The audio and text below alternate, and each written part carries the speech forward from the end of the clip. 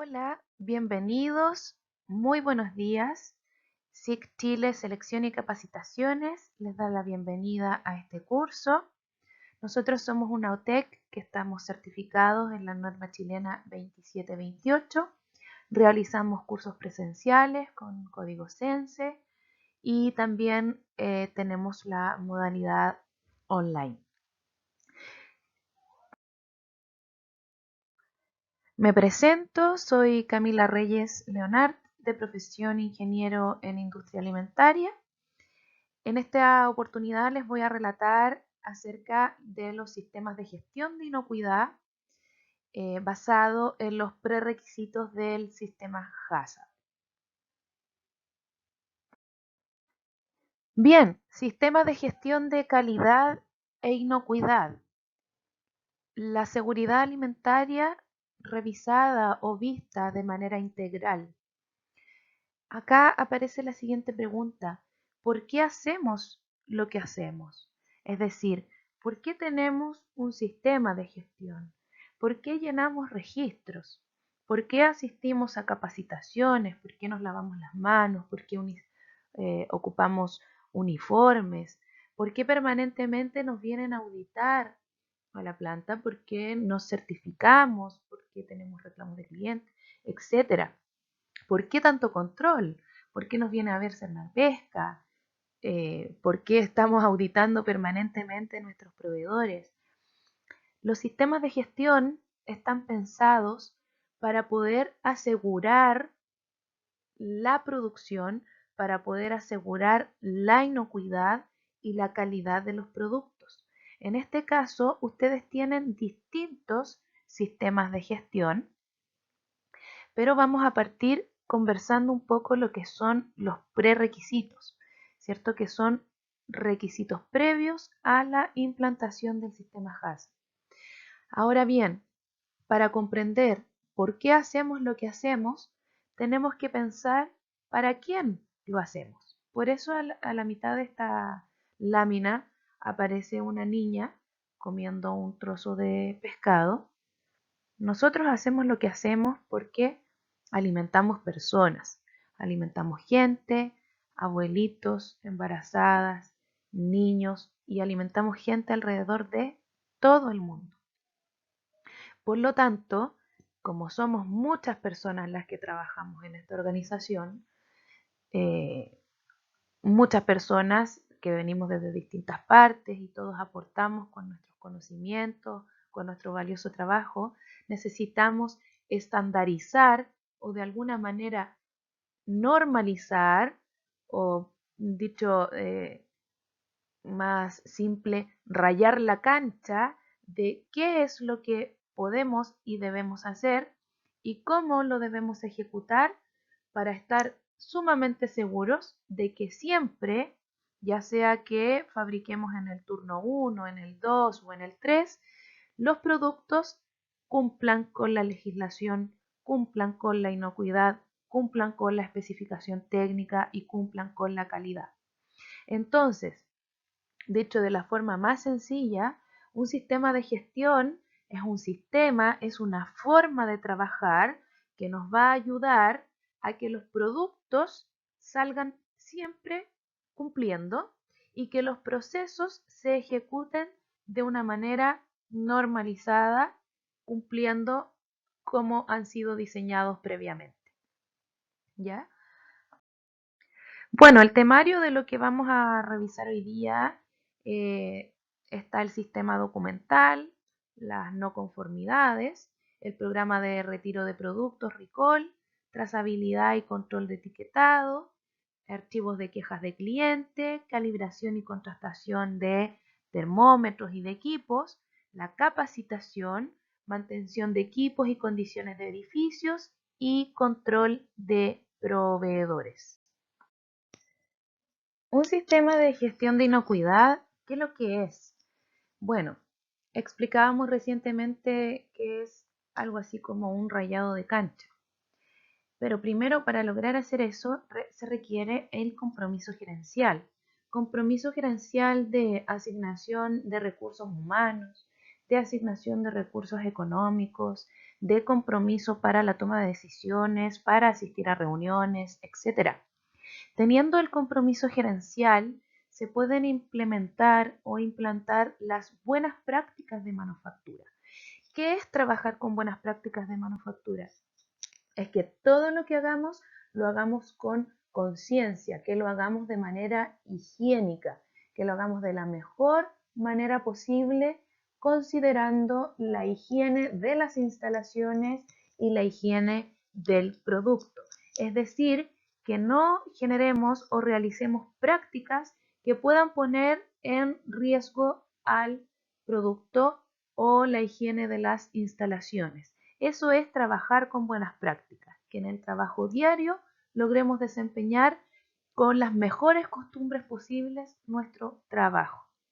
Luego vienen los procedimientos operacionales estandarizados y los operacionales estandarizados de saneamiento, que luego les voy a explicar cuáles son según la norma técnica 174.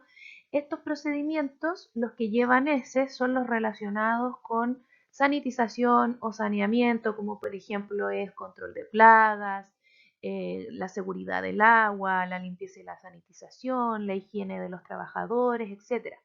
Los que no llevan ese están más bien relacionados con la gestión del producto y gestión de procesos, como por ejemplo procedimientos de compra, procedimientos de almacenamiento, trazabilidad, etc. Tanto las BPM como los POE y POEs componen lo que llamamos los prerequisitos, que son los requisitos previos a poder implantar un sistema HACCP. El sistema HACCP en inglés es Hazard Analysis Critical Control Points y en español APPCC, que es Análisis de Peligro y Puntos Críticos de Control.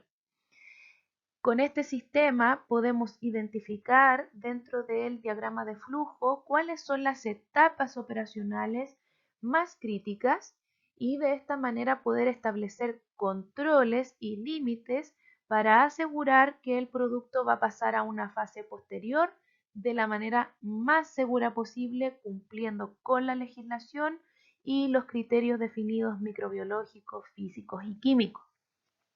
Teniendo un sistema HACCP, podríamos aspirar a tener un sistema, por ejemplo, BRC o IFS, que contienen dentro de sus requisitos al HACCP. Ahora, para ir despejando algunas dudas, es importante entender la diferencia entre inocuidad y calidad. No son lo mismo, ¿sí?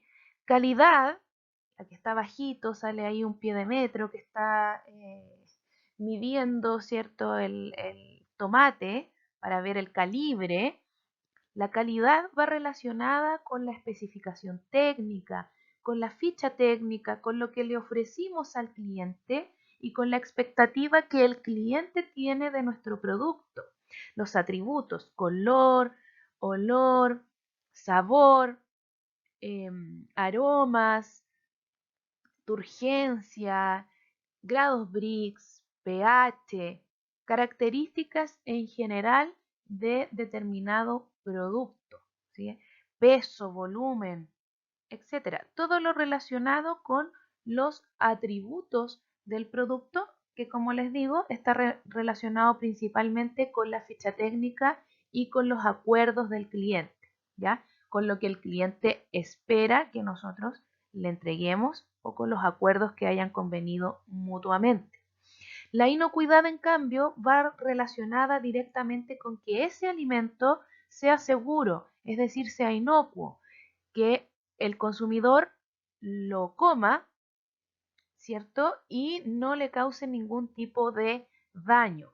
Va relacionado también estrechamente con lo que es el cumplimiento de la legislación. Por supuesto que va ligado con el cumplimiento de la ficha técnica, pero calidad e inocuidad no son lo mismo.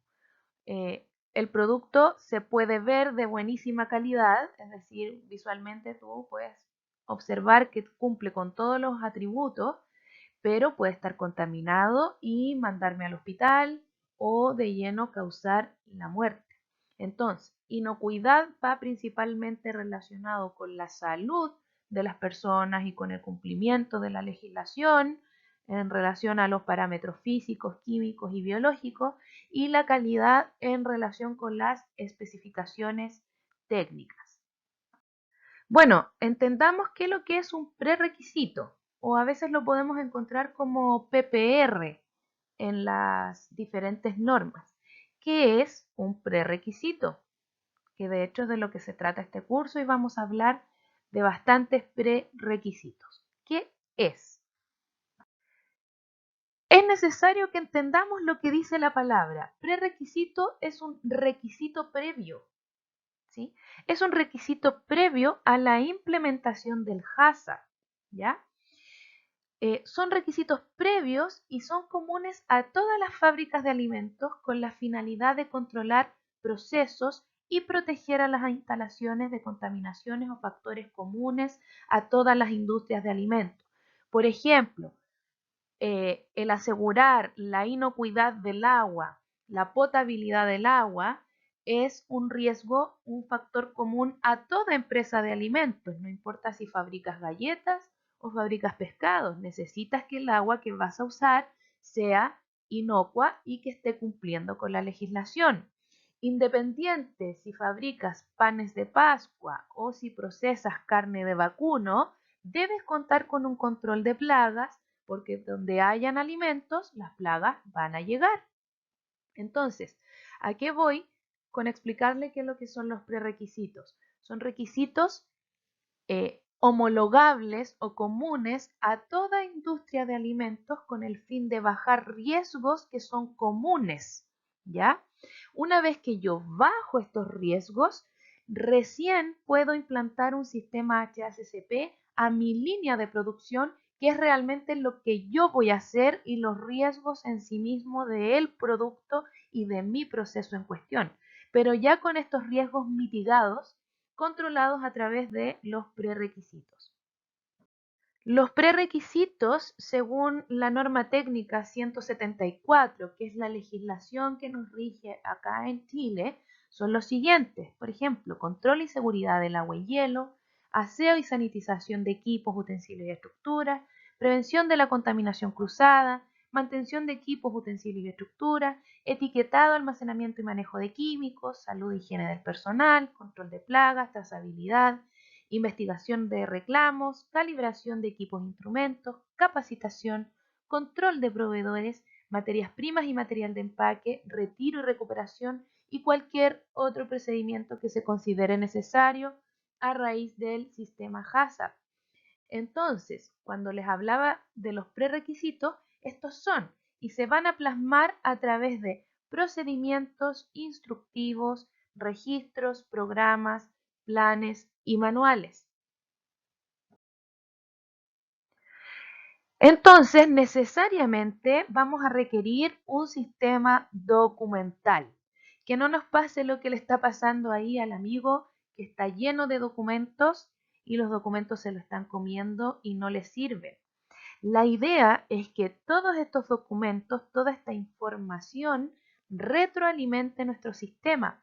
Es decir, nosotros no registramos la higiene del personal para después guardarlo en una carpeta, archivarlo en una carpeta y guardarlo en un mueble, ¿cierto? La idea es usar esa información, ver el cumplimiento de respectivos turnos, hacer comparativos, establecer las mejoras y que el sistema se vaya retroalimentando, ¿cierto? De los números, de las estadísticas y del comportamiento en general de diversas áreas, de diverso personal, de distintos turnos, etcétera. Este sistema documental va a estar plasmado a través de manuales, ¿sí? Programas, por ejemplo, los programas son programación de actividades en el tiempo, es algo así como un calendario. Tenemos el programa de capacitación, el programa de mantención, el programa de auditoría interna, programa de evaluación de proveedores. Los planes más bien nos van a ir indicando cómo proceder, ¿cierto? Cómo proceder en la rutina que vamos a ejecutar. Los registros van a ir plasmando la información que se lleva día a día, los controles, el monitoreo diario, semanal, mensual, semestral, quincenal, trimestral, etcétera. ¿Sí? Van a ir registrando las actividades, las diversas actividades de vigilancia que realizamos para el sistema. Los instructivos nos van a ir indicando cómo ejecutar un trabajo paso a paso, con los materiales, los tiempos, las fórmulas, los métodos, etc.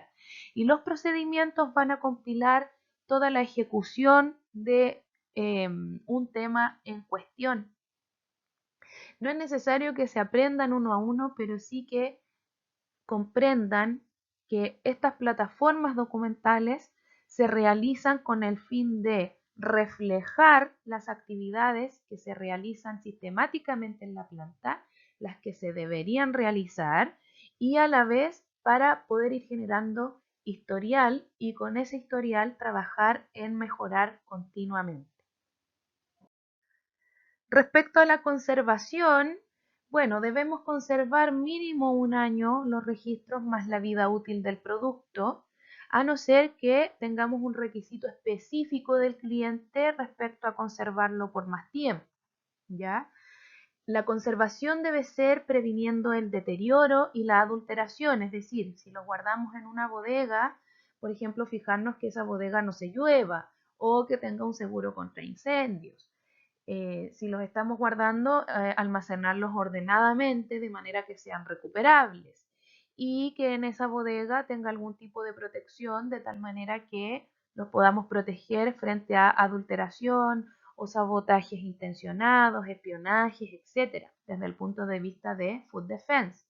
Además, los registros deben ser legibles, sin enmiendas, deben ser fidedignos.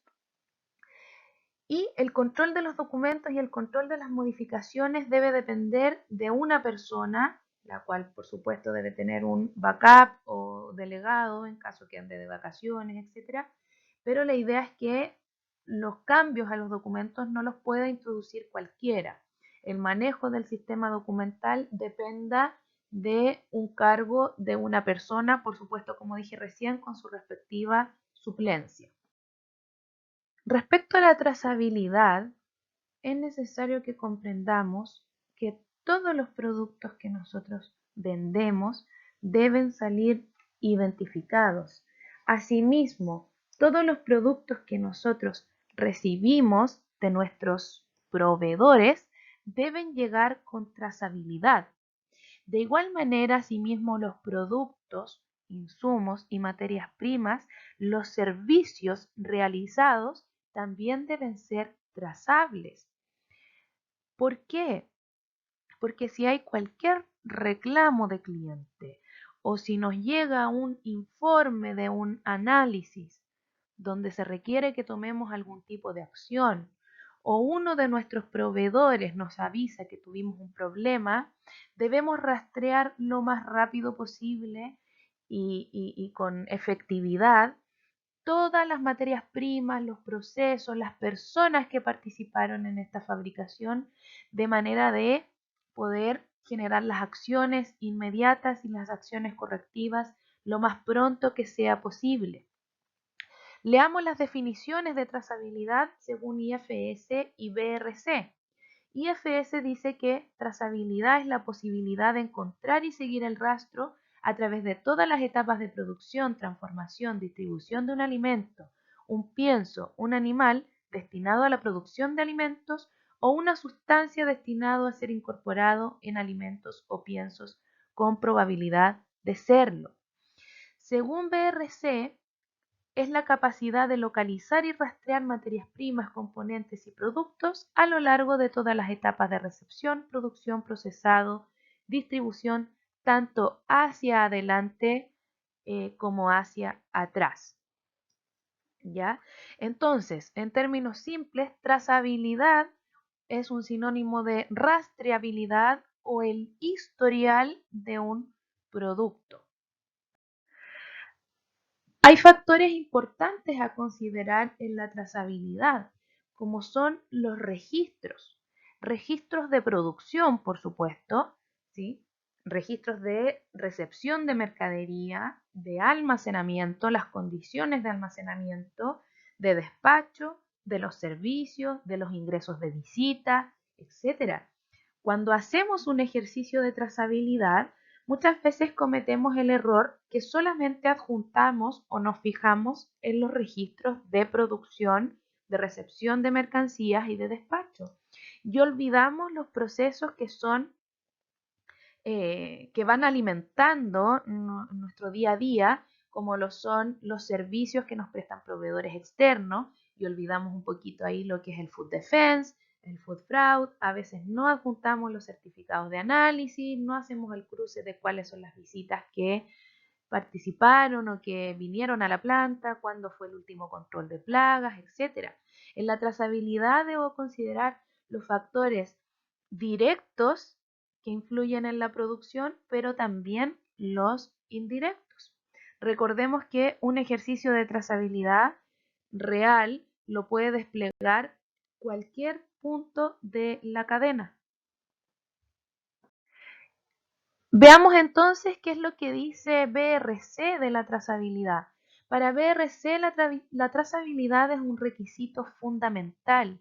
Eso quiere decir que si no lo cumples, no te certificas, ¿sí? En BRC nos piden contar con un procedimiento de trazabilidad documentado destinado a mantener la trazabilidad de todos los procesos del establecimiento.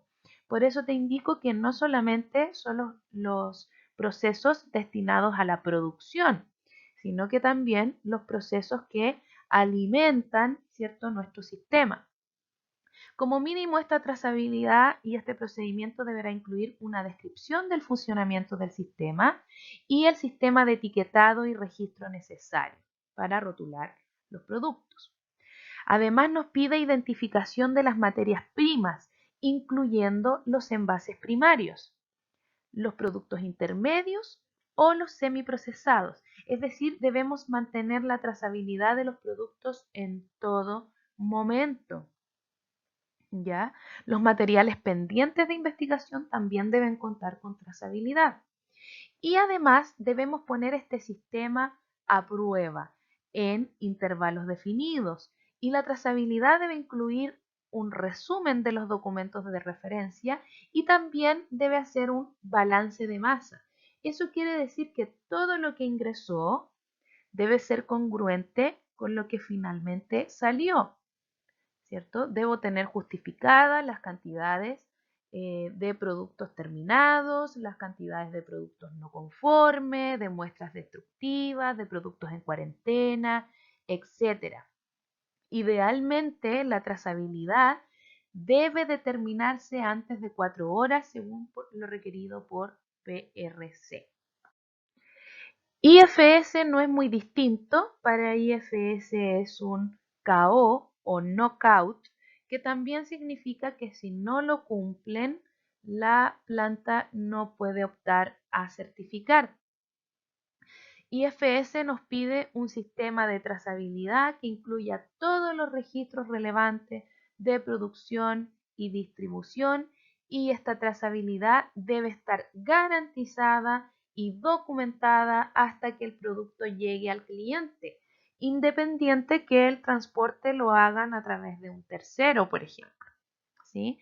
También nos pide tener la trazabilidad hacia adelante y la trazabilidad hacia atrás.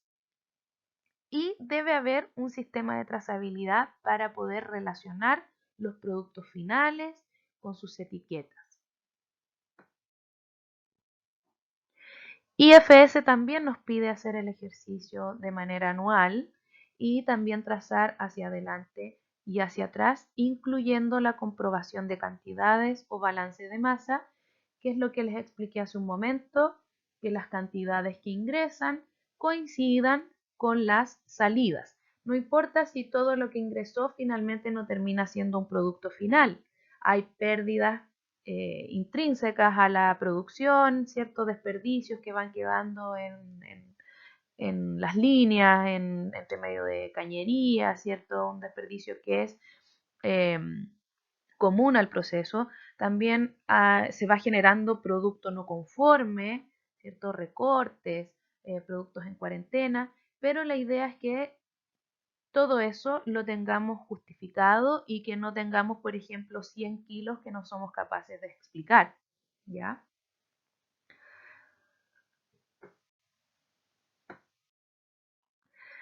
Asimismo, IFS nos invita a que los productos sean etiquetados en la fecha de envasado y su vida útil se calcule a partir de esa fecha, ¿ya?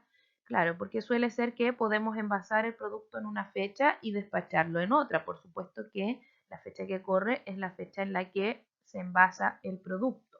Y además IFS nos indica que cuando el cliente lo requiera, se pueden conservar contramuestras o muestras representativas de los lotes producidos. Esto en caso que el cliente tenga alguna duda posterior y se requiera hacer un análisis, por ejemplo.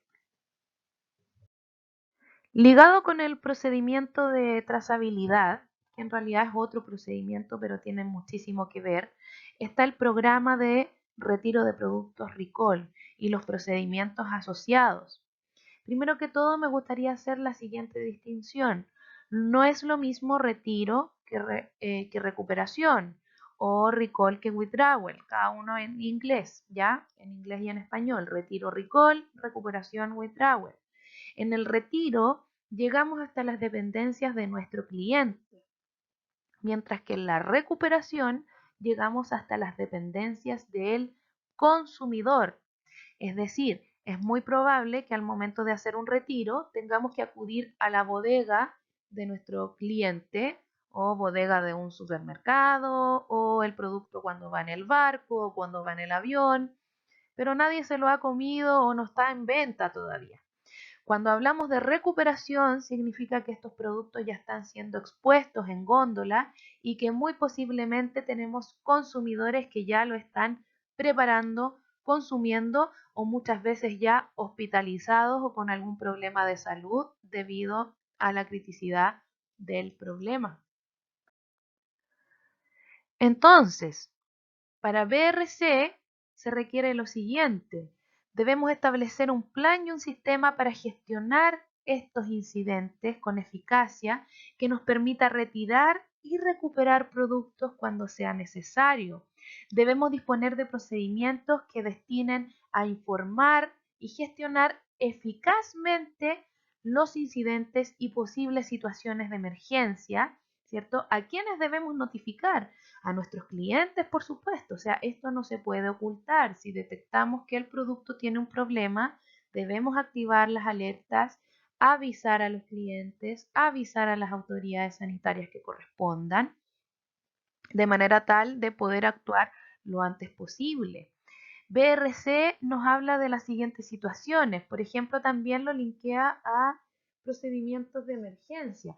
¿Qué es lo que vamos a hacer cuando hayan alteraciones de los servicios esenciales, como suministro de agua y energía, episodios como incendio, inundaciones y otros desastres naturales, contaminación malintencionada o sabotaje, fallos en la ciberseguridad? Cualquiera de estos podría llegar a gatillar la necesidad de realizar un recall o withdrawal. Entonces, BRC nos pide un procedimiento documentado para poder retirar y recuperar productos. Dentro de este procedimiento se deriva la lista de contactos claves, por ejemplo, los representantes de ventas en los distintos países de destino, ya en Europa, en Asia, en Estados Unidos, etcétera. Pensemos que estos son eventos relevantes donde nuestra empresa puede estar apareciendo en los noticiarios, en los diarios, donde potencialmente tenemos personas que están hospitalizadas. Por lo tanto, necesitamos un listado de contactos clave sumamente actualizado y relevante. También un plan de comunicación eficaz. ¿Quién se debe comunicar? ¿Cómo se debe comunicar? ¿Con qué medios vamos a comunicarnos y de qué manera? ¿Puede cualquier trabajador dar una entrevista, por ejemplo, a un medio de comunicación? Todas esas cosas tienen que quedar definidas. Y por supuesto, analizar las causas en el caso que lleguemos a tener un recall real, ¿sí? Porque si llegamos a tener un recall real, muy seguramente algún eslabón de la cadena anterior nos está fallando. Además de ello, debemos poner a prueba el sistema, ¿ya? De tal manera que en el caso hipotético que llegásemos a tener un recall real, ya sepamos a quién recurrir, quién cumple qué función, tengamos los contactos que estén funcionando, los teléfonos actualizados, los mails, el staff de abogados ya preparado, etcétera. Es muy importante que este sistema se ponga a prueba. Mira la importancia que le da IFS. Para IFS es un knockout, ¿sí? Es un KO. Dice que debe disponer de un procedimiento eficaz para la retirada y recuperación de todos los productos, que asegure que los clientes van a ser informados tan pronto como sea posible. Y este procedimiento debe tener una asignación clara de responsabilidades. IFS le da tanta importancia que si la planta no lo tiene eficazmente implantado, puede significar la no certificación. Asimismo, como se indicaba en BRC, IFS también pide evaluar la eficacia del sistema, ponerlo a prueba frecuentemente y también tener una lista de contactos de emergencia lo más detallada posible, ¿sí? Incluyendo teléfonos de proveedores, clientes, autoridades y todo lo que corresponda para poder actuar lo más rápido posible. Respecto a los reclamos de cliente, es muy importante que entendamos que estos se deben atender lo más rápido posible. Ahora bien, es muy cierto que muchos reclamos puede ser que no tengamos la responsabilidad y que un estudio, un análisis de causa nos indique y nos arroje por medio de nuestra trazabilidad que el problema no se originó en nuestras dependencias y a lo mejor se originó en las dependencias del cliente. Bien, pero los reclamos de clientes se deben atender. Otra cosa es que el análisis de causa nos dé que la responsabilidad no es nuestra. Entonces, ¿qué debemos considerar? Bueno, según lo que indican estas normas, un sistema para la gestión de los reclamos, ¿cierto? Es decir, quién va a recibir los reclamos, de qué manera se van a recibir, por mail, por teléfono, por las redes sociales, etcétera. Hay un formulario en específico o no. ¿Quién va a evaluar esos reclamos? La persona o los equipos que lo evalúen deben ser equipos que tengan acceso a información y a poder hacer una buena investigación. Además, se deben abordar las medidas necesarias en el más corto plazo posible. Las medidas inmediatas, por ejemplo, si hay que retener un producto o traer un producto de vuelta, ¿cierto? Hacer algún tipo de reposición al cliente, enviar algún certificado, etcétera. Pensemos que nosotros existimos gracias a los clientes, por lo tanto, hay que atender lo más próximo sus requerimientos. Luego de esto también es importante evaluar las tendencias, ¿cierto? Fijarnos, ¿qué cliente es el que más nos reclama? ¿Ok? ¿Cuánto representa la compra de ese cliente que es el que más nos reclama? Que es como la segunda mirada, ¿sí? ¿Cuál es el reclamo más recurrente? ¿Cuál es el defecto más recurrente reclamado por mis clientes? ¿Para qué? Asociándolo con la lámina que veíamos al inicio. Los documentos no son para que nademos en ellos, sino que son información valiosa para poder ir tomando las acciones que correspondan y poder ir mejorando de un periodo a otro. Entonces, bueno, ¿por qué debemos evaluar los reclamos? Porque además las normas nos solicitan que evaluemos la satisfacción de los clientes. Si los clientes nos están reclamando mucho, o muy seguido o se está repitiendo el mismo reclamo, significa que algo estamos haciendo mal. Debería ser algún tipo como de termómetro, ¿ya? ¿Por qué? Porque también a través de la política y de los objetivos indicamos expresamente que nos vamos a ocupar de los requisitos de los clientes y de las expectativas que los clientes también tengan. Y porque también, lo que les decía recién, nosotros existimos gracias a que hay clientes que nos compran. Ligado al tema de los reclamos de cliente, es muy importante que nuestros equipos de medición con los cuales aseguramos que el producto cumple con determinados pesos, volúmenes, espesores, etcétera, estén bien calibrados e indiquen los valores reales a los que corresponden. Para eso es necesario que los equipos de medición estén calibrados y contrastados.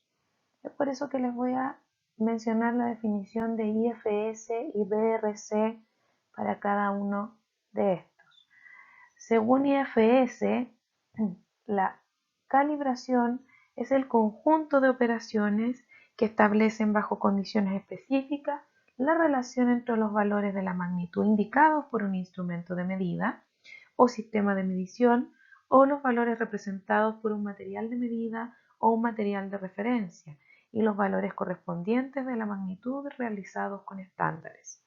Según BRC, es el conjunto de operaciones que establecen en condiciones especificadas la relación entre los valores cuantitativos indicados por el instrumento o sistema de medición o los valores representados por la medida de un material o por un material de referencia y los valores correspondientes obtenidos con las normas. Lo que nos está diciendo es que esto es una comparación entre valores de referencia con un equipo que está calibrado y otro que está contrastado. Generalmente hay un equipo, un termómetro o una masa patrón, que es el equipo que está calibrado, el cual es comparado con un patrón trazable en un laboratorio acreditado en metrología. Lo que hacemos nosotros luego es contrastar este termómetro con el termómetro de uso diario o esta masa patrón con una masa patrón de uso diario, etc. ¿Por qué? Porque los instrumentos de referencia, que son los instrumentos que están calibrados, que han sido calibrados por un organismo externo, como bien les dije la mayoría de las veces en un laboratorio, la idea es que se guarden y se protejan ante el deterioro. Entonces, en términos simples, tenemos un termómetro que es el de batalla, ¿cierto? Que cada cierto tiempo lo vamos comparando y contrastando con este termómetro que es el de referencia.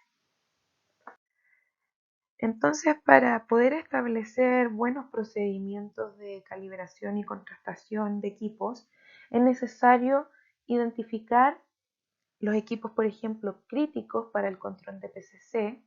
Puede ser que estos requieran una conjugación entre calibración y mantenimiento de equipos.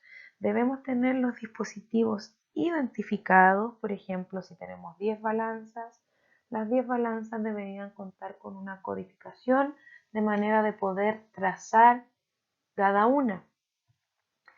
Además de esa identificación, deberíamos contar con un programa para poder establecer la frecuencia de contrastación de los equipos de uso diario, de los instrumentos de uso diario y calibración de los instrumentos de referencia en intervalos que estén planificados, ¿ya?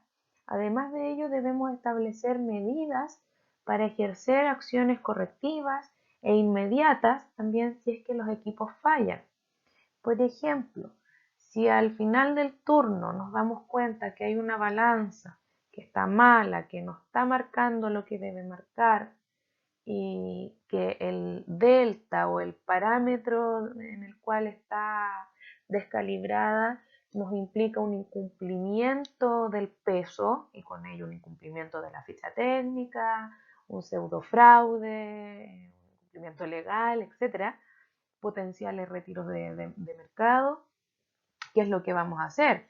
Seguramente vamos a poner esa balanza en cuarentena o la vamos a dar de baja, pero además debemos ejercer acciones inmediatas y acciones correctivas con el producto que fue controlado con ese equipo para asegurarnos que lo que esté saliendo al mercado realmente esté conforme. Asociado, sí, indirectamente o directamente a lo que estábamos conversando de calibración. ¿Por qué digo asociado? Porque muchas veces mantención o el departamento de mantenimiento es quien se hace cargo de las calibraciones. Si no es el departamento de mantenimiento, muchas veces es el departamento de calidad. Ahora, respecto a la mantención de equipos y condiciones de edificio, bueno, estas normas son bastante exigentes en el sentido que nos piden eh, requisitos constructivos que minimicen al máximo la posibilidad de contaminación debido a aberturas, cierres poco herméticos, oxidación, entre otros. Entonces vamos recorriendo uno a uno cada uno de los aspectos relevantes de la infraestructura. Por ejemplo, las ventanas, en caso que tengamos ventanas dentro de la instalación, estas deben estar protegidas para evitar el ingreso de vectores, ¿ya? Insectos, en general, roedores, aves, etc. Para ello, lo que se utiliza la mayoría de las veces son mallas mosquiteras, pero estas mallas mosquiteras deben estar en buen estado de conservación, es decir, completas y además sin materia orgánica. ¿Ya? Lo que les empieza a pasar a estas mallas mosquiteras después de un tiempo es que se empiezan a llenar de pelusillas, ¿sí? Pelillos o de lleno mucha materia orgánica o grasa que va quedando ahí atrapada y eso es un potencial foco de contaminación. Asimismo, las ventanas se debe considerar que los vidrios y los plásticos duros estén protegidos ante quebrazones. ¿Cuál es la idea? Que en caso de alguna quebrazón, esto no vaya a explotar y expandirse de manera desproporcionada. Evidentemente que si se quiebra, aunque no haya proyección de vidrio, es necesario limpiar con un protocolo específico. Respecto a los pisos, bueno, los pisos deben ser lisos, debe tener una pendiente donde los líquidos escurran de manera natural y no se queden aposados, deben ser lavables, sanitizables, donde tú realmente puedas ir identificando, por ejemplo, cuando esté sucio y cuando esté limpio, ¿ya? Muchas veces pasa que los pisos se deterioran con bastante facilidad por el tránsito, porque las plantas son muy húmedas, etcétera. Entonces ahí hay que tener un buen programa de mantenimiento del piso y tener dentro del presupuesto considerado que todos los años o todos los semestres vamos a tener que estar mejorando el piso constantemente. Respecto a las paredes, bueno, estas deben ser lisas, idóneas para el producto que estoy fabricando, lavables, no absorbentes, ¿cierto? Muchas veces se nos pide y estas normas solicitan que las uniones entre pared y suelo sean redondeadas de tal manera que se evite la acumulación. Los cielos también deben estar en buen estado, no deben desprender ningún tipo de líquido percolado o sustancias físicas que vayan cayendo, se deben limpiar, deben contar con una frecuencia de limpieza. Para ello muchas veces las plantas se apoyan con empresas externas que realizan limpiezas en altura, ¿ya? Y con respecto a los cielos falsos, en el caso que los hubiera, estos se deben inspeccionar, ¿ya? ¿En qué sentido se deben inspeccionar? En una frecuencia determinada se debe ir monitoreando la ausencia de plagas, ¿ya? Recordemos que hay un grupo de ratones, los ratus que tienen una fascinación por los techos y los entretechos.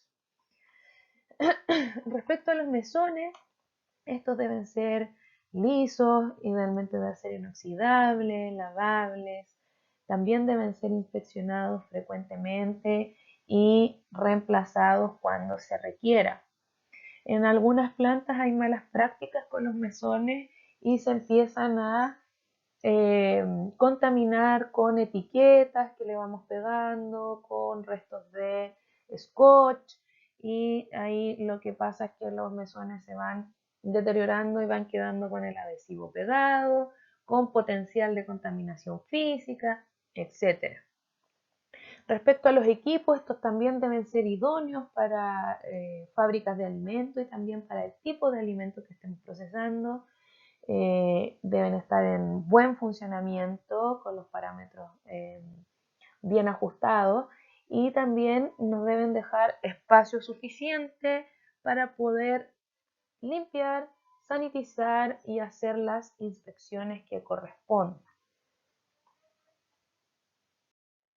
Bueno, entonces, sobre lo mismo, respecto a la mantención de equipos y condiciones de edificios, por ejemplo, ¿qué debemos hacer?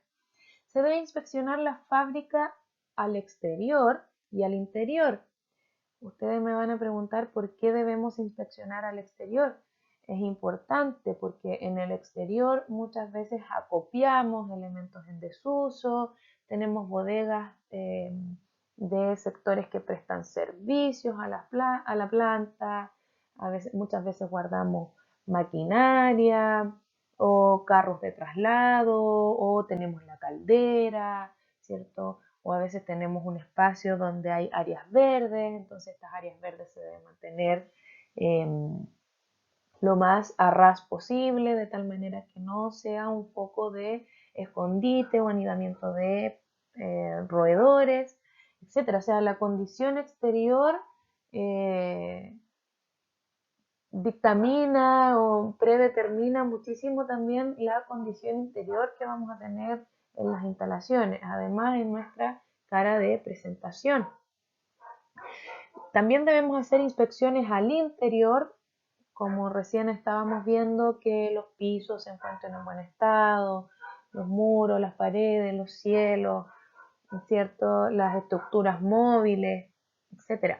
Estas inspecciones generalmente se hacen mensuales o en alguna frecuencia que se determine, pero generalmente la frecuencia es mensual.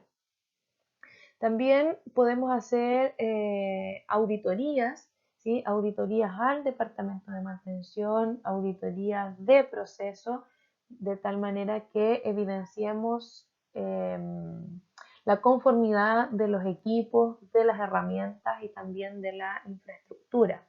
A través de estas inspecciones de fábrica mensuales y de estas auditorías que vamos a definir en alguna frecuencia, semestral, anual, etcétera, nos vamos a alimentar para poder saber cuáles son las inversiones y las mejoras que se deben realizar en la planta.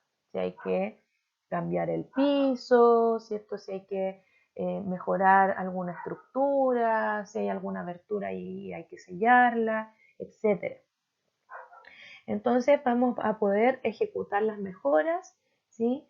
O vamos a poder corregir aquellos resultados de inspecciones que nos estén dando no conformidades. Respecto al mantenimiento, debe haber un programa de mantenimiento preventivo. Eso quiere decir que vamos a planificar las mantenciones antes de que los equipos se echen a perder, ¿ya? No solamente de los equipos, sino que también de infraestructura, herramientas, etc. Debemos conservar también registros de estos mantenimientos, de los mantenimientos planificados y también de las mantenciones reparatorias, es decir, de las mantenciones correctivas, ¿ya? Muchas veces en la planta se hacen mantenciones provisorias, es decir, falló un equipo o está presentando algún juego, algún baile, entonces el operador genera una solución, entre comillas, parche. Lo importante es que esa solución parche se vuelva en una solución real lo más pronto posible, ¿sí? Entonces ahí viene la importancia de avisar a mantención, avisar al supervisor, notificar si es que tienen algún sistema de memos o sistema de alerta, de tal manera que podamos corregir la desviación y no encontrarla después en una auditoría, por ejemplo, ¿ya? Y no solamente eso, sino que esa reparación temporal tiene riesgos, porque tiene riesgos físicos, seguramente el material con el que se reparó temporalmente no es un material aprobado, nos va a costar limpiar, por ejemplo, si tenemos alguna estructura sostenida con alguna wincha. Entonces, son muchos los factores que influyen, ¿ya? Además de hacer permanentes lo antes posible estas mantenciones provisorias, es muy necesario el control de herramientas, ¿ya? El control de herramientas, es decir, que lo que ingrese a la planta sea lo mismo que salió de la planta, a no ser que haya instalado eh, alguna bolilla, alguna tuerca dentro de una máquina, ¿te fijas? Pero si entré con determinada cantidad de herramientas, debo salir con la misma cantidad de herramientas. Además de ello, muchas veces nos proveemos de servicios de mantenimiento para el cambio de luminarias o para reparación de equipamiento que es muy específico, por ejemplo, las máquinas inyect, los detectores de metales, generalmente los ven las mismas empresas que proveen de estas máquinas y no necesariamente lo ve mantenimiento. Entonces, también hay que considerar que esos proveedores de mantenimiento debemos controlarlos, ¿sí? Tanto en higiene y presentación personal, así como desde el punto de vista de compra, la especificación del servicio, el control del proveedor, desde el punto de vista de food defense también, que no vaya a cometer algún acto intencionado, y desde el punto de vista del fraude, que me cobre acorde al trabajo que está realizando, de acuerdo con la cotización, y que las declaraciones de los aceites, los ingredientes, las pinturas o los materiales que utilizó realmente sean los que se corresponden, sean para contacto eh, indirecto o accidental con alimentos, que sean aptos, ¿ya? También es importante que posterior a la ejecución del mantenimiento las áreas queden limpias, ¿sí? Limpias, ausentes de elementos extraños, restos de químicos, etc. Y por supuesto que todos los insumos utilizados se hayan revisado sus fichas técnicas, sus hojas de datos de seguridad en caso que aplique, y que sean de grado alimentario en el caso que puedan estar en contacto accidental, o bien que sean idóneos para una industria de alimentos o para el sector donde van a ser utilizados. Bueno, ahora hablemos del manejo de los productos químicos, ¿sí? Muy importante para... La verdad es que este tema es tan importante porque los productos químicos nos ayudan a mantener una condición higiénica de sanitización en la planta, ¿sí? Em, que es muy necesaria para poder fabricar productos inocuos, pero a su vez representan un riesgo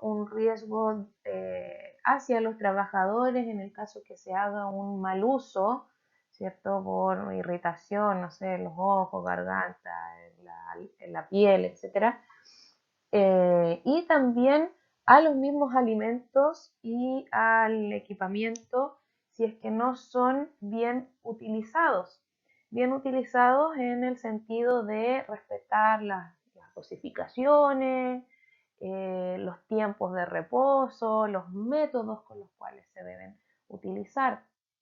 Entonces, algunos de los aspectos que debemos considerar para el manejo de productos químicos, bueno, en la recepción, en el almacenamiento, en el inventario, por food defense, es decir, estos químicos deben estar protegidos, debe haber un uso adecuado, es decir, una validación de que la cantidad de químico que vamos a utilizar con el método que vamos a realizar, vamos a realmente eliminar o reducir los microorganismos a niveles aceptables, pero que también no vamos a dejar residuos de químicos, es decir, vamos a evitar la contaminación microbiológica y la proliferación de determinados microorganismos, pero a su vez, ejecutándolo con buenas prácticas, nos vamos a asegurar de que no vamos a contaminar las superficies y el alimento con químicos. Es decir,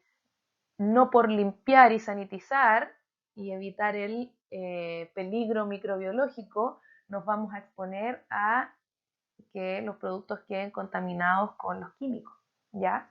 Entonces debemos hacer un uso adecuado. En ese sentido, los procedimientos deben estar validados. Además, debemos controlar a los proveedores de los productos químicos desde el punto de vista de fraude.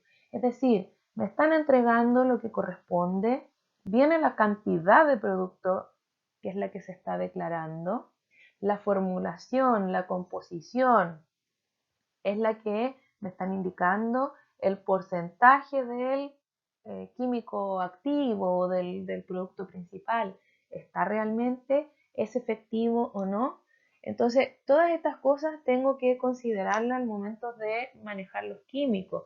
En la recepción, que el producto que estoy recepcionando se corresponda al que realmente compré, al que me declararon en la ficha técnica y en la hoja de datos de seguridad. Durante el almacenamiento, por ejemplo, que ese sector esté protegido, que cumpla con las condiciones de humedad, temperatura, un petril de contención, por ejemplo, en el caso de derrame. Muchas veces estos químicos indican que debe haber una ducha, por ejemplo. Aquí es importante apoyarse con el Departamento de Prevención de Riesgo. Los inventarios son muy importantes en el sentido de que nos ayudan a los balances de masa para trazabilidad, por ejemplo. Y también en el caso que tuviésemos un ataque intencional, vamos a poder conocer el diferencial de químico que el potencial atacante pudo haber sacado, robado o retirado, ¿ya? Entonces, bueno, estos conceptos que están acá, estos 4 conceptos de legalidad, autenticidad, calidad e inocuidad, en realidad son conceptos que debemos tener en claro y en mente para todos los procedimientos, ¿ya? Es decir, cuando a mí me llega un químico, yo digo, bueno, o cuando voy a comprar un químico o estoy evaluando la posibilidad de adquirir un químico, tengo que decir, bueno, este químico cumple con la legislación chilena, ok, cumple en relación a la inocuidad, cumple en relación a la legislación o a los requisitos o a los procedimientos internos que tengo para seguridad laboral. Este producto que estoy comprando es auténtico, es realmente lo que dice que es, ¿sí? Es de la calidad que espero, es decir, con la dosis o la proporción, los ppm indicados por el fabricante, realmente cumplo o se cumple el propósito previsto, que es la eliminación o disminución de microorganismos determinados. Ok, utilizando esas dosis y realizando los métodos que corresponda, realmente quedan residuos químicos o no, etcétera. Todas esas preguntas tenemos que hacerlas, la verdad, en cada uno de los aspectos que revisemos. Entonces, bajo esa consideración, dentro del manejo de productos químicos debemos contar con la ficha técnica, con la hoja de datos de seguridad, ojo que no es lo mismo, ¿ya? La ficha técnica en el fondo es la información básica del producto, más en términos comerciales, y la hoja de datos de seguridad son la composición química del producto, las medidas que debo adoptar, por ejemplo, en el caso de derrame o en el caso de contacto con la piel, con los ojos, es donde también salen los rombos para saber si es corrosivo, si es tóxico, etcétera, donde también sale la dirección del fabricante o del importador en Chile, ¿ya? Además de la ficha técnica y la hoja de datos de seguridad que tiene que estar al lado de donde estén almacenados los químicos, debemos tener ojo con las dosificaciones, que sean las adecuadas, tanto las que se declaran en las fichas técnicas, así como también las que han sido validadas en nuestros procedimientos, ¿ya? Otra cosa importante es quién realiza estas dosificaciones. Debe ser personal que esté entrenado, que esté calificado. Por otra parte, cuando se trasvasijan estos químicos a estos equipos aspersores, ¿cierto? Bombas dosificadoras, es muy importante que en ese material, digamos, en esa botella, en ese aspersor, podamos colocar el nombre del químico y en el porcentaje o en los ppm que está presente. Muchas veces cometemos el error que en el jarro en el cual trasvasijamos colocamos el nombre comercial y el nombre comercial muchas veces no nos dice qué producto es. No sabemos si es un amonio, si es un hipoclorito. Entonces es muy importante que en ese trasvasije se rotule claramente en el recipiente cuál es el químico, el compuesto activo y el porcentaje. Además de ello, debemos comprar a proveedores que estén aprobados, ¿cierto? Linkeándolo con los procedimientos de compra y aprobación de proveedores, ¿sí? Porque también con esto tenemos la fiabilidad del proveedor. ¿Debemos evaluar a los proveedores de productos químicos, por ejemplo? Claro que sí. A lo mejor no mediante una auditoría, a lo mejor mediante una evaluación que considere ciertos aspectos, pero de todas maneras este proveedor debe ser evaluado porque tiene relación directa con la inocuidad. Bueno, hablando del proveedor de los productos químicos, respecto al control de proveedores, tenemos distintos tipos de proveedores que representan distintos riesgos, pero a la larga todos importantes. Tenemos proveedores, por ejemplo, de nuestra materia prima, de los insumos, de los envases de contacto directo, indirecto, de los embalajes, ¿cierto? De insumos que ocupamos en procesos, como por ejemplo etiquetas, y también tenemos proveedores de servicios, servicios de transporte, servicio de control de plagas, lavandería, laboratorio, casas certificadoras, OTEC, prestadores de servicios de consultoría, abogados, ingenieros, etcétera, proveedores de mantenimiento.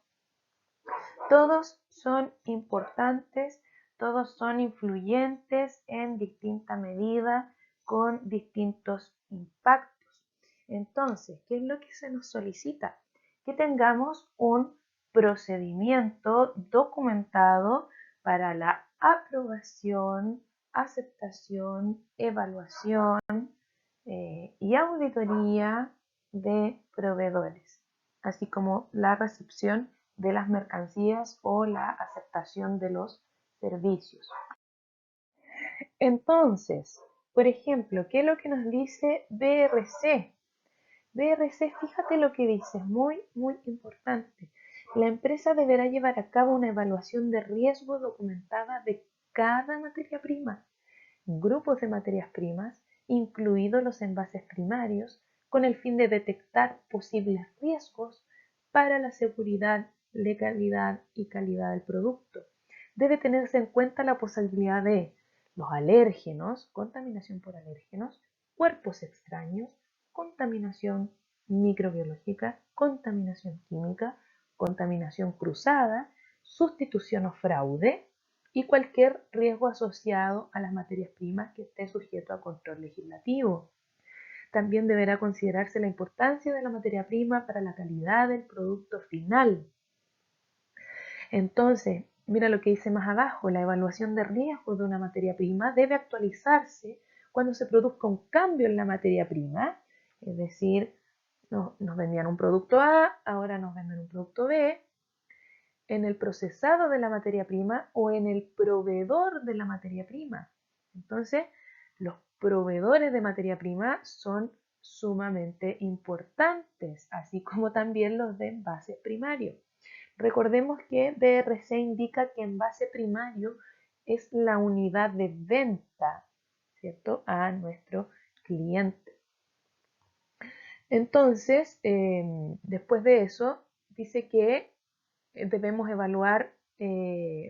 hacer, esta evaluación de riesgo nuevamente, la debemos ir actualizando. Entonces, ya BRC nos comienza diciendo que debemos contar con una evaluación de riesgo para las materias primas y eso a su vez relaciona directamente los requisitos para los proveedores. Mira lo que dice IFS del control de proveedores. De hecho, es un knockout. Es el knockout número 4. Indica lo siguiente: deberá disponerse de especificaciones para todas las materias primas, ingredientes, aditivos, materiales de envasado, reprocesos, y estas especificaciones deberán estar actualizadas, sin ambigüedades, y cumplirán todos los requisitos legales y, en caso de haberlos, los del cliente. Me ha tocado muy de cerca, tanto en asesoría como en relatoría, y también cuando he participado de auditorías externas o auditorías de certificación, que no se cuenta con todas las fichas técnicas. ¿Ya? Esto para IFS es grave. O muchas veces tenemos las fichas técnicas, pero no las hemos revisado. No hemos revisado si la ficha técnica contempla el cumplimiento legal, referente a alérgenos, referente a fraude, referente a especificaciones de producto, o a veces sí lo corroboramos, pero no tenemos la condición en la planta para poder asegurar que, por ejemplo, esas condiciones de almacenamiento se respeten. ¿Ya? Es muy importante que las fichas técnicas sean revisadas a conciencia, devueltas al proveedor en caso que algo les falte. Recuerden que ustedes son quienes están comprando, por lo tanto, el rayado de cancha o lo que ustedes esperan del producto es una retroalimentación entre lo que el proveedor te entrega en la ficha técnica y también tus expectativas como cliente. Recuerde que al principio del curso definimos lo que es calidad. Entonces, antes de siquiera pensar en controlar los proveedores, en evaluar su comportamiento, en evaluar la calidad de los productos que nos están entregando, primero debemos contar con buenas fichas técnicas, ¿sí? Con buenas especificaciones de la formulación, por ejemplo.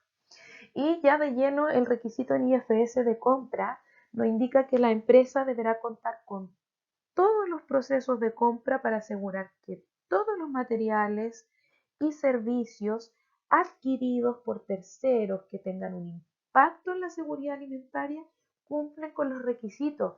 Fíjate que te habla del proceso de compra no solamente de los materiales como materias primas e ingredientes, también envases, sino que también de los servicios, ¿sí? Controlar el proceso de compra de los servicios. Y te dice más adelante que cumplen con los requisitos. Acá muchas veces también me encuentro con el problema que no hemos definido cuáles son los requisitos que deben cumplir los proveedores de servicio. Es a lo que yo le llamo nos dejamos querer por el proveedor de servicio y no definimos bien qué queremos. ¿Qué queremos? O sea, si es un proveedor de servicio de mano de obra para empacado en el final de la línea, ¿cuántos trabajadores deben haber? ¿Cuándo deben llegar los contratos? ¿Cuál es el perfil de las personas? ¿Cuáles son las capacitaciones mínimas que este contratista le debe otorgar a sus trabajadores? Porque recuerden que también los trabajadores deben estar capacitados, incluyendo el personal subcontratado. Entonces, es importante definir no solamente lo que son los requisitos de compra de materiales, insumos, materias primas, sino que también de los proveedores de servicio. Mira lo que dice acá: cuando la empresa decide subcontratar, por ejemplo, algún proceso, deberá asegurarse el control sobre esos procesos y se identificará y documentará el control de sus procesos externalizados dentro del sistema de gestión. O sea, por ejemplo, si el transporte te lo hace una empresa externa, todos esos registros deben formar parte de tu propio sistema. Como decía recién, Si el embalado lo hace una empresa externa a través de contratistas, el control de su operación y de esos registros deben ser de tu empresa, ¿ya? Entonces, resumiendo un poco, dentro de los requisitos de proveedores, los proveedores deben estar aprobados.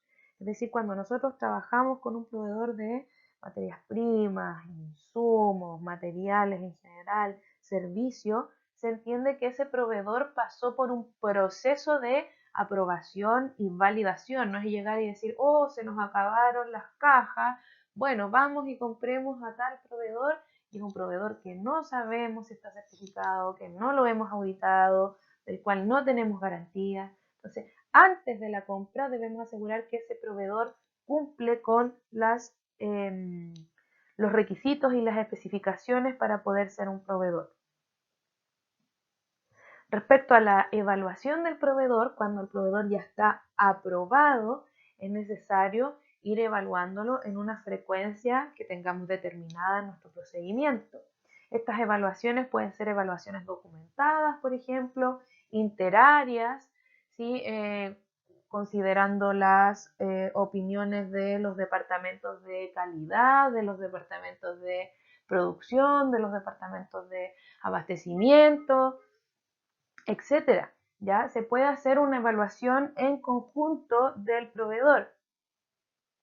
Además de eso, podemos establecer auditorías a los proveedores, sobre todo aquellos proveedores que nos den en nuestra evaluación de riesgo como críticos, ¿sí? Esos proveedores críticos que no podemos dejar de revisar, o bien esos proveedores críticos podríamos no auditarlos y sencillamente solicitarles que se certifiquen en alguna norma reconocida por la GFCI como es IFS, BRC, FCC 22000, por ejemplo. ¿Sí? Podría ser que definiéramos en el procedimiento no ir a auditarlo, pero que ese proveedor nos mantenga actualizado de su certificación. A la vez debemos estar al día en el control de los reclamos y las devoluciones que le hemos hecho a nuestros proveedores. ¿Cuántas veces le he devuelto producto, por ejemplo? ¿Le he rechazado producto y por qué problema? Este proveedor solucionó o no solucionó ese problema, encontró la causa raíz y no se volvió a repetir en el tiempo, ¿sí? O seguimos teniendo el mismo problema a pesar de que nos han mandado las acciones correctivas, nos dijeron que iban a establecer nuevas acciones, pero nos sigue llegando el mismo, en el fondo, el producto con el mismo problema. O ya le hemos ejercido por lo menos 5 reclamos respecto a un tema. ¿Te fijas? Esa información hay que considerarla a la hora de controlar y evaluar los proveedores, porque al final del día nosotros debemos tomar acciones correctivas. Y si, por ejemplo, un reclamo se nos repite, se nos repite, se nos repite, y el proveedor le continuamos comprando y continuamos manteniendo los mismos volúmenes, y en realidad no hay ningún tipo de corrección por parte del proveedor, ni tampoco una sanción por parte nuestra, significa que nuestro propio sistema está siendo negligente. Además de ello, bueno, debemos establecer controles en la recepción para asegurarnos que lo que nos están entregando se corresponde con la ficha técnica, por ejemplo, solicitud de análisis, certificados y declaraciones cuando correspondan. Hay determinadas materias primas, por ejemplo, que se liberan con ciertos análisis microbiológicos o físico-químicos. Cuando nos entreguen este tipo de información debemos asegurar de que sea verdadera. Y por supuesto que la ficha técnica esté actualizada y si es servicio, que la especificación del servicio también sea clarificada y que esté al día. Bueno, pasando a otro tema, conversemos un poco acerca de la prevención de la contaminación cruzada y los procedimientos asociados. ¿Cierto? Dentro de la prevención de la contaminación cruzada es muy importante tener definido un layout de procesos lógicos, ¿cierto? Donde el proceso productivo idealmente va avanzando en forma lineal, sin retroceder, en el sentido de que a medida que voy avanzando en las etapas productivas, este producto procesado, semi-elaborado o inicialmente como materia prima va avanzando a lo largo de la cadena productiva. Asimismo, los trabajadores, es decir, que no haya tránsito o cruce entre los trabajadores del sector de recepción con el sector del procesamiento inicial, los procesos intermedios y los procesos finales, ¿cierto? En cada área tenemos distintos riesgos y una condición sanitaria diferente, sobre todo cuando estamos conversando acerca de plantas medianas a grandes. La contaminación cruzada puede ser desde el trabajador al utensilio y del utensilio al alimento, o directamente del trabajador hacia el alimento, o entre materias primas contaminadas con materias primas que no están contaminadas, o derechamente de envases, por ejemplo, que vienen contaminados desde el proveedor o que por malas prácticas en el almacenamiento se han roído o contaminado o están goteados, etc. En cada una de las áreas, ya sea el área de bodega, cámaras de refrigeración, salas de proceso, bodegas de producto terminado, en el transporte, incluso en el control de calidad, cuando nos toca inspeccionar envases o materias primas, en cada una de las etapas se puede generar contaminación cruzada. Por lo tanto, acá es donde las buenas prácticas de manufactura, es decir, trabajar poniendo atención en lo que estoy haciendo, trabajar con buenas costumbres, se hace más esencial que nunca. Contaminación cruzada no necesariamente es que yo contamine con mis manos, sino que a lo mejor puedo andar trayendo un lápiz, por ejemplo, en un bolsillo que se desprende y se caiga, o estoy usando mal la cofia, ese cabello cae al suelo, del suelo, ¿cierto? Por estática se adosa a un envase y ya tenemos otro tipo de contaminación. O, por ejemplo, por mal manejo de los químicos o una limpieza deficiente de mantención después de hacer una reparación en un equipo, puede caer aceite, lubricante o algún tipo de grasa en el alimento. Ok, me vas a decir, pero eso es grasa de grado alimentario. Está bien, posiblemente es grasa de grado alimentario o aceite de grado alimentario, lubricante de grado alimentario, pero no es un ingrediente. O sea, eso sí, por si acaso, a lo mejor, quizás, tal vez, accidentalmente llega a quedar alguna traza. ¿Te fijas? Entonces, todos somos responsables de prevenir la contaminación cruzada. Y este es un procedimiento que a su vez abarca muchos otros procedimientos, como es el de manejo de vidrio y plásticos duros, el de higiene de personal, el de control de proveedores, el del control del PCC, del detector de metales, por ejemplo, en el caso que tengas detector de metales, el protocolo de las visitas, etcétera.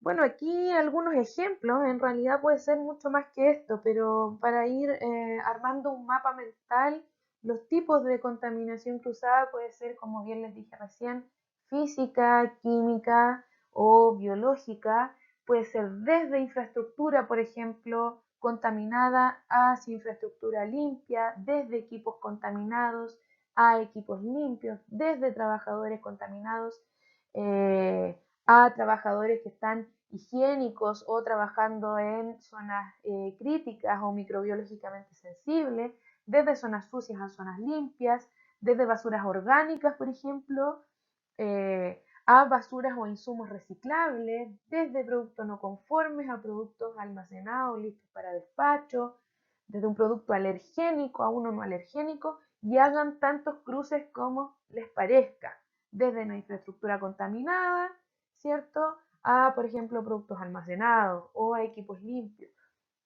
Eso es la contaminación cruzada, es decir, inocular o traspasar el contaminante hacia una superficie o un huésped que está limpio, que está inocuo. Entonces, veamos cómo podríamos prevenir la contaminación cruzada, ¿cierto? ¿Cómo podemos velar porque no haya contaminación cruzada en nuestras instalaciones? Bueno, primeramente cumpliendo a cabalidad los procedimientos de higiene de personal, lavado de manos, utilización de los elementos para secarse las manos, botar el papel o secarse las manos de manera adecuada. Ese es el lavado de manos previo al ingreso a planta. Pero cuando tú ingresas a planta, muy seguramente no te pones a trabajar inmediatamente en tu puesto de trabajo. A lo mejor vas a buscar un material, una herramienta, le das la mano a alguien, tocas una manilla, un utensilio. Piensa cuántas superficies tocas antes de recién comenzar a elaborar. Entonces, el lavado de manos en el filtro sanitario es como un revestimiento espiritual, si lo quieres llamar de alguna manera, pero el lavado de manos previo al trabajo lo haces dentro de planta, lo deberías hacer dentro de planta, porque seguramente si yo te pregunto cuántas superficies tocaste antes de siquiera colocarte en la línea a trabajar, muy posiblemente tú me vas a decir, oh, toqué 5, 6, 7 superficies. Por lo tanto, tus manos ya no tienen la condición higiénica inicial de cuando recién ingresaste a la planta. También debemos respetar las áreas definidas, es decir, si a mí me corresponde trabajar en una zona verde, en una zona roja, o zona crítica o no crítica, depende cómo ustedes las tengan definidas, respetar que me corresponde trabajar en esa área, que mi uniforme esté limpio, ¿sí? Que mis implementos estén bien puestos, cofia, legionario, guantes, botas, lo que ustedes utilicen. Además, ejecutando, por ejemplo, los procedimientos de limpieza como corresponde. Se ha visto mucho que de repente tenemos 3 turnos, por ejemplo, y cada cierto tiempo nos salen los microbiológicos alterados de alguna superficie o de algún equipo. Hacemos trazabilidad y muy posiblemente nos podemos dar cuenta que es un turno en específico porque, sin el ánimo de culpar a nadie, el método no se está realizando de la manera correcta. Entonces, si hay un instructivo de limpieza con un método validado, los 3 turnos lo deben hacer de la misma manera. Dejar reposar el producto químico el tiempo que corresponde, usar los utensilios que correspondan, si es que es abrasión con abrasión, si es que es enjuague con enjuague, de la manera que haya sido validado, ¿ya? Además, hay que hacer un buen manejo de las basuras y de los desechos, botar las basuras tan pronto como sea posible, no consumir, por ejemplo, alimentos en áreas donde no está autorizado, manejar correctamente los alérgenos, por ejemplo, en el caso que los tengan ustedes en la planta, los productos químicos que estén bien resguardados, almacenados, inventariados, que eso ya lo habíamos conversado, mi vestimenta que esté limpia, un buen manejo de vidrios y plásticos duros, idealmente no tener vidrio en las instalaciones, no tener madera, no tener material astillable y en el caso que lo tenga por razones productivas o por diversas razones, debe estar en la mejor condición posible e inventariado.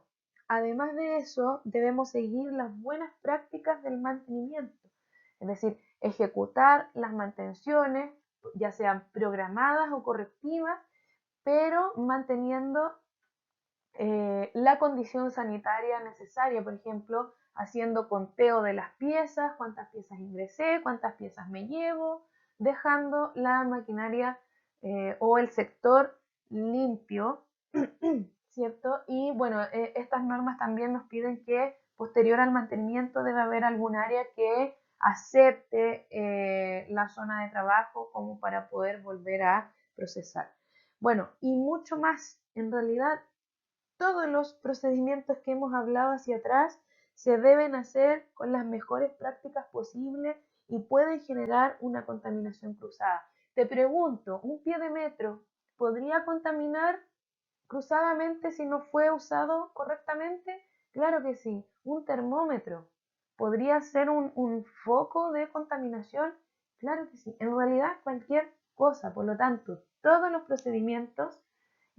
procedimientos el enfoque debe ser prevenir, evitar la contaminación cruzada para salvaguardar la inocuidad del producto y de las instalaciones. Bueno, cambiando de tema, si no seguimos estos procedimientos o realmente cometemos errores, porque todos estos errores que podemos cometer en cada uno de estos procedimientos son sin intención, es decir, son porque algo hicimos mal, no nos dimos cuenta, el proceso se salió de control, o estábamos mal capacitados, o en realidad la máquina presentó una falla, etc. Nos pueden llevar a tener distintos tipos de no conformidades.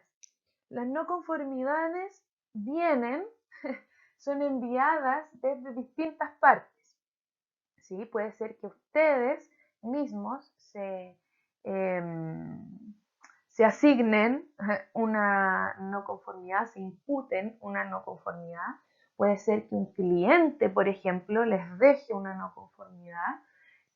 Puede ser que una autoridad sanitaria también les deje una no conformidad. Entonces, por ejemplo, veamos ahí la lámina.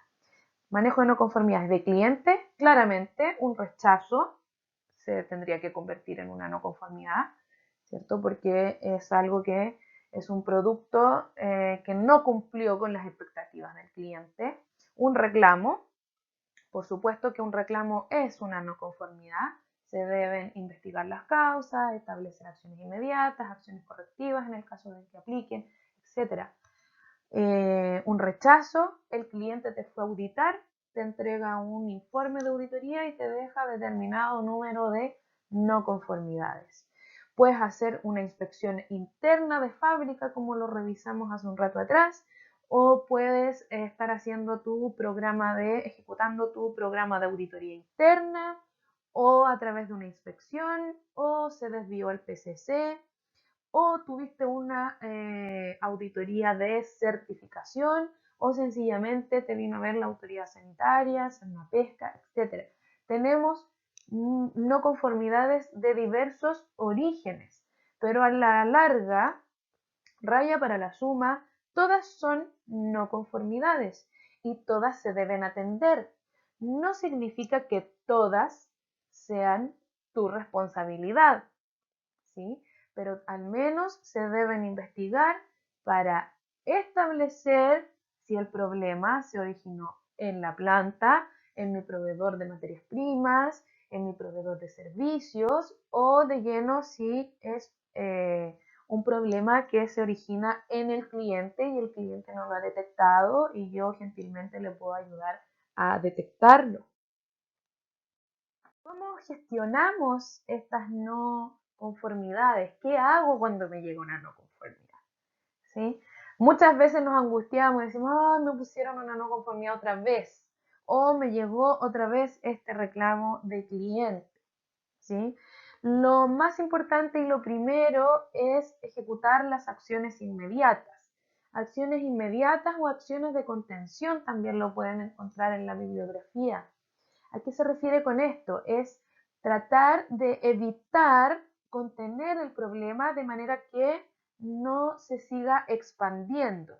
Imagínate que tienes un incendio. Lo primero que haces es apagar el incendio y después preguntarte qué es lo que pasó, si falló el sistema eléctrico, si se prendió o explotó un gas, si fue intencionado o no, si fue accidental o no, si fue producto de, etcétera. Pero lo primero que tú haces es apagar el incendio. Después te preguntas qué es lo que está pasando. Entonces, la acción inmediata, por ejemplo, si un cliente te está reclamando, muy seguramente será responderle que lo vas a investigar.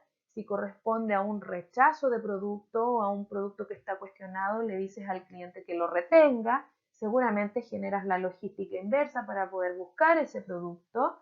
Vas y ves si hay más producto involucrado, porque puede ser que necesites hacer un recall.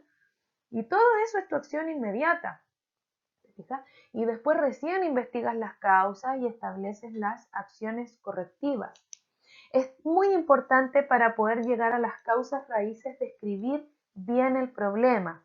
Y ahí yo te referencié los 5W2H, que en realidad son siglas en inglés, que significa what, when, where, why, who. Y los dos H, how much y how. ¿Ya? En el fondo nos vamos a preguntar quién, cómo, cuándo, dónde, por qué, en qué contexto, cuánto me va a costar. Y de esa manera tú puedes contextualizar una no conformidad. Cuando la no conformidad está bien contextualizada, es mucho más fácil poder llegar a las causas del problema. Debes pensar que esta no conformidad va a ser leída y analizada por diferentes personas, gerencias, departamentos de ventas, departamentos de calidad, y ellos no estaban físicamente cuando ocurrió ese problema. Por lo tanto, tú con la descripción del problema, con la narración, lo debes llevar hasta esa realidad o hasta esa condición que encontraste o que te encontraron. Luego de que describiste bien el problema, puedes analizar las causas. Aquí hay algunas estrategias como los 5 por qué o el diagrama de pescado, donde consideramos si fue problema de maquinaria, de mano de obra, cierto, de método, entre otros. La idea es llegar a todas las causas, por eso que en la lámina pusimos un árbol, porque en el fondo lo que nosotros vemos es el árbol con todas sus hojas, sus frutos, etc., pero no vemos la raíz, ¿sí? Si yo encuentro la raíz y la elimino, ¿sí? Pensemos en una maleza, mejor no en un árbol, ¿cómo vamos a andar destruyendo árbol? Si yo estoy pensando en una maleza y encuentro la raíz y la saco, la maleza no va a volver a crecer. Entonces, muchas veces nos equivocamos y nos vuelven a pasar los mismos problemas y nos vuelven a pasar los mismos problemas porque solamente atacamos los síntomas, ¿sí? Pero no atacamos el problema de fondo. Por lo tanto, la determinación de causa raíz es esencial para poder establecer las acciones correctivas que son adecuadas. Muchas veces colocamos una acción correctiva y es extraño porque generalmente para que sean sostenibles en el tiempo son varias. Muchas veces decimos, ok, capacitación a tal persona, capacitación a tal persona. Y está bien, pero seguramente esa capacitación la estás ejecutando porque cambiaste un método, porque modificaste un procedimiento, porque adquiriste una nueva maquinaria, ¿cierto? Porque debes pintar determinada zona, porque vas a contratar más personal. Entonces, las acciones correctivas son, deben ejercer sinergia, ¿ya? Es muy poco probable que con una sola acción correctiva tú logres eliminar la causa raíz, ¿sí?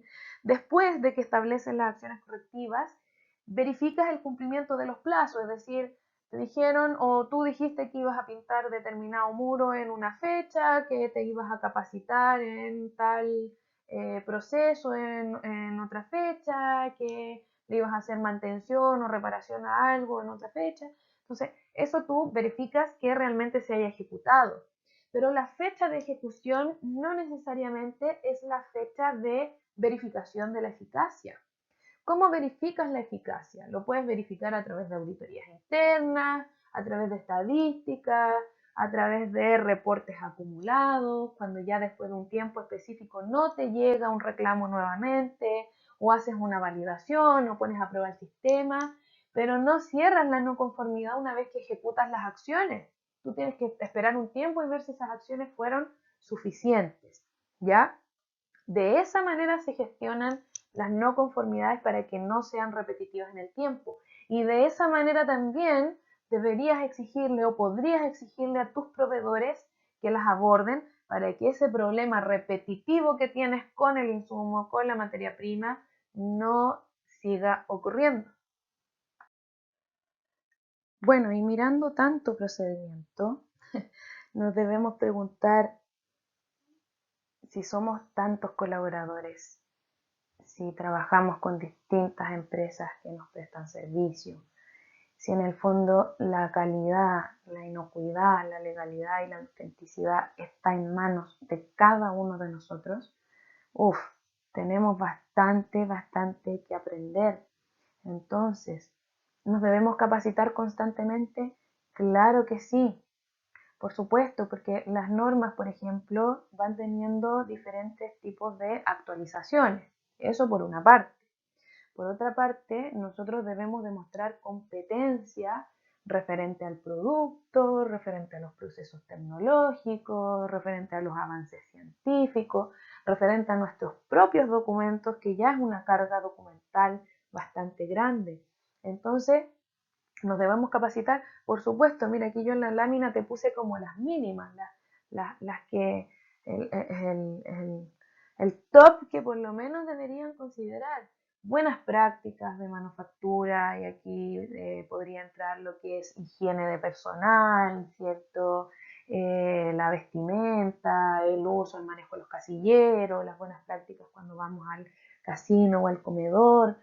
Nos deberíamos capacitar en trazabilidad, por supuesto que sí, porque todos somos parte de que la trazabilidad se pueda ejecutar, y vimos que en el fondo la trazabilidad es la garantía para el cliente y también el medio de prueba y la garantía para nosotros de que un producto se fabricó bajo ciertos estándares. En alérgenos, por supuesto que sí, debemos capacitarnos constantemente para prevenir la contaminación cruzada por alérgenos, tanto de materias primas o insumos que puedan generar algún cruce, o bien desde los mismos comedores o casinos o en la alimentación, en el caso que los trabajadores las traigan.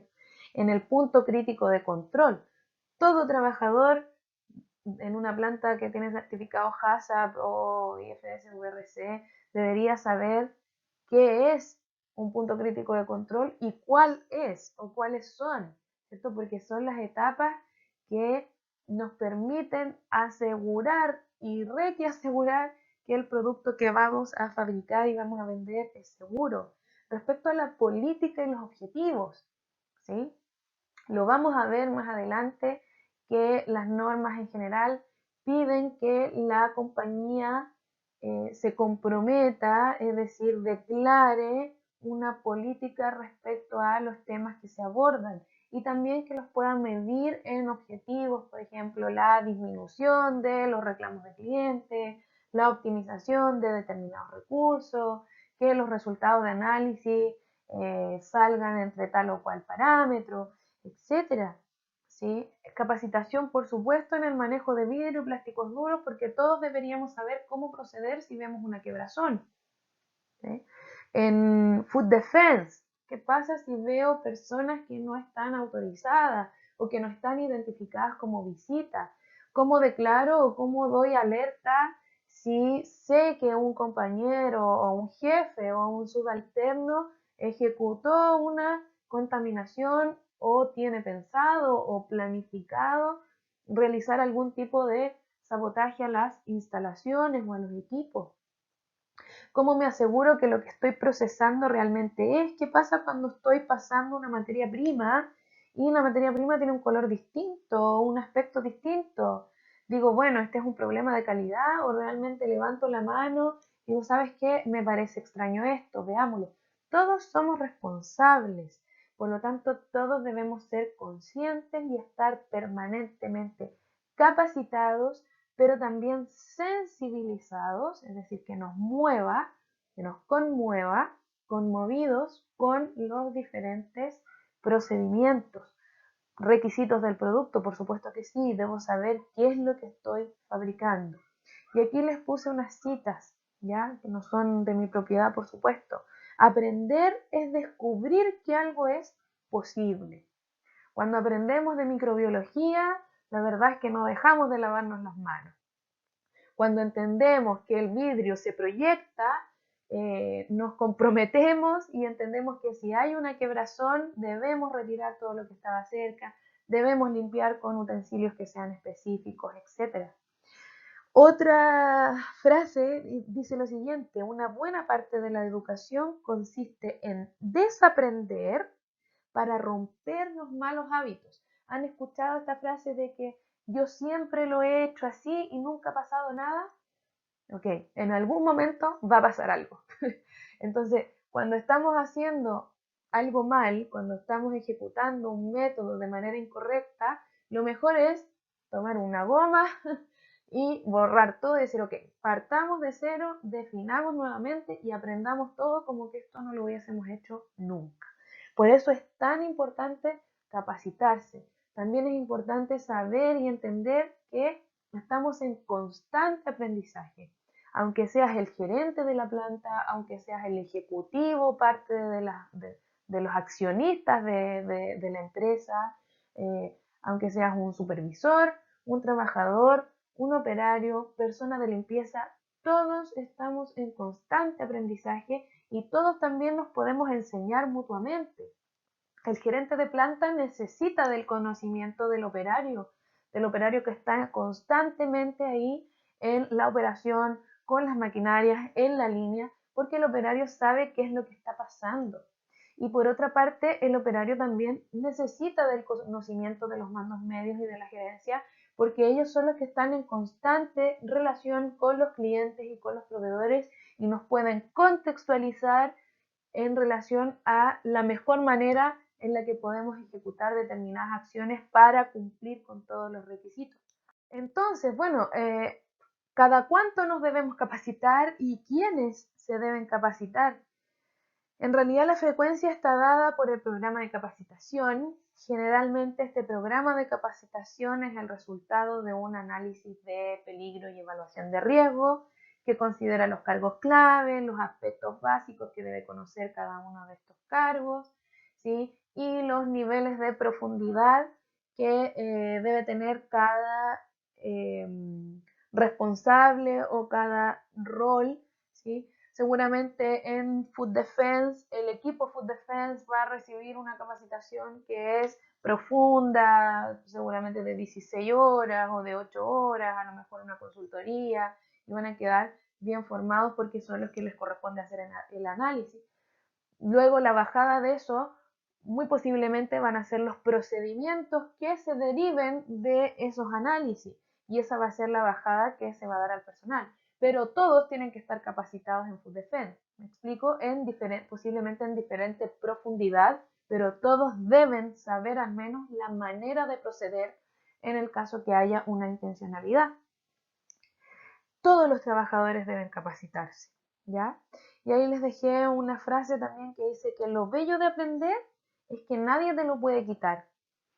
No vean como un obstáculo o latero o fome cuando los invitan a una capacitación. Piensen que están aprendiendo y que ese aprendizaje en algún momento les va a servir. Sea quien les esté enseñando, aunque tenga un grado académico inferior o mayor al tuyo, escucha. Porque siempre tenemos que aprender, siempre hay algo que aprender de las otras personas. Siempre hay algo que nos pueden enseñar.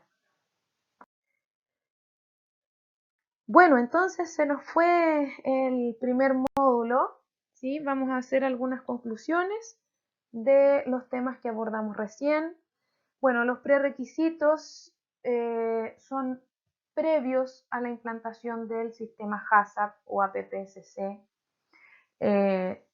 Como les dije en la definición, son los requisitos previos, requisitos que se deben implantar antes de siquiera hacer una evaluación de los riesgos y un análisis de los peligros. El control de todo lo revisado anteriormente, todos los procedimientos que conversamos, de trazabilidad, de recall, de control de proveedores, de capacitación, etcétera. El control de todo lo revisado a través de los procedimientos nos aporta a asegurar la fabricación de productos inocuos y de calidad. Todos los procedimientos tienen una razón de ser, ¿sí? Por eso la idea es que sean viables, que sean factibles, que sean amigables, ¿cierto? Con el día a día, ¿sí?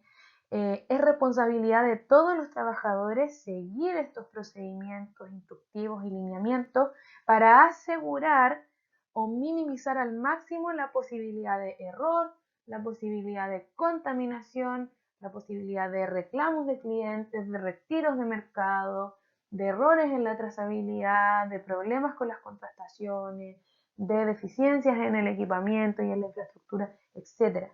Dijimos al inicio del curso que un sistema de gestión es un sistema que nos permite rayar la cancha de alguna manera para saber cómo jugar y hasta dónde podemos llegar, quiénes son los jugadores y cuáles son las herramientas. Entonces, si nos dejamos llevar y nos guiamos por ese sistema de gestión enmarcado en los lineamientos que hemos definido, en los requisitos de los clientes, en la legislación, seguramente el resultado va a ser exitoso. Ahora voy a dejar un espacio para las consultas.